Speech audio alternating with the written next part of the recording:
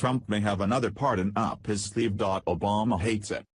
Late last Friday, the White House announced that President Trump would pardon popular Arizona Sheriff Joe Arpaio.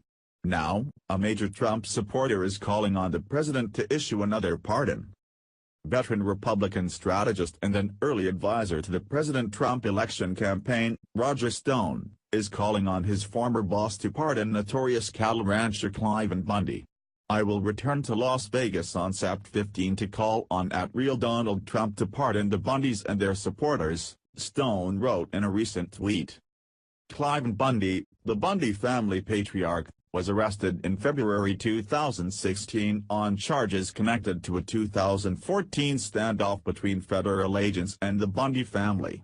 Before his arrest, Cliven Bundy was traveling from his family homestead in Nevada to Oregon to take part in another anti-government protest over land use.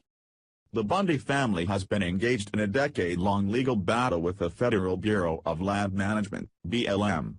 After paying grazing fees for a number of years, in 1993, Cliven Bundy refused to renew his grazing permit in an act of protest against the BLM. In 2014, BLM agents launched a cattle gather in an attempt to round up and auction off cattle owned by Cliven Bundy, which were supposedly trespassing on federal land. According to the BLM, Cliven Bundy owed the government an excess of $1 million in past due grazing fees, reports Oregon Live. Members of the Bundy family and supporters of their cause formed an impromptu militia in an attempt to confront the BLM agents. The federal agents eventually retreated in an attempt to avoid a violent confrontation. Bundy continued to graze his cattle on federal land. Almost exactly 2 years later, Cliven Bundy's sons Ammon and Ryan helped organize a similar protest in Oregon. The younger Bundy family members temporarily took over the Melhur National Wildlife Refuge outside of Burns, Oregon. Ryan and Ammon said they took over the wildlife refuge to protest the recent arrest of local Burns residents Stephen and Dwight Hammond. The Hammonds were a father and son rancher team who were accused by the BLM of committing arson on federal land. The Bundy family arrived in Oregon to protest their conviction in early 2016. The Bundy family were joined in their 40-day occupation of the wildlife refuge by a large gathering of supporters.